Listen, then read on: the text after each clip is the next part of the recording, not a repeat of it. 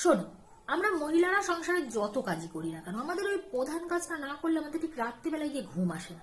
মানে সকালবেলায় সারাদিনের মধ্যে সমস্ত কাজের ফাঁকে কখনো না কখনো গিয়ে আমাদের ওই পিএমপিসিটা একটু করতে হবে। মানে পরচর্চা, পরনিন্দা আমরা খুব জমিয়ে করতে পারি। এমন নয় যে পুরুষ মানুষরা পিএমপিসি করে না, পুরুষ মানুষরাও পিএমপিসি করে, কিন্তু তাদের পিএমপিসির লেভেলই ভাই হাই থাকে। তাদের পিএমপিসির মানে আলোচনা শুনলে না আপনার মাথা ঘুরিয়ে যাবে, কখনো আপনি দম বন্ধ হয়ে পড়ে যাবেন, আবার কখনো আপনি বমিও করে দেবেন।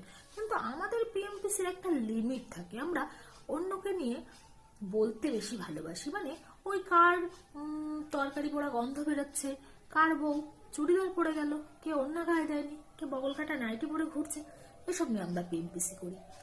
কিন্তু আমাদের লেভেলটা না একটু উপরে তোলার দরকার, বুঝলে? শোনো, পিএমপিসি যদি করতে হয় না, নিজের থেকে হাই লেভেলের লোককে নিয়ে পিএমপিসি করবে।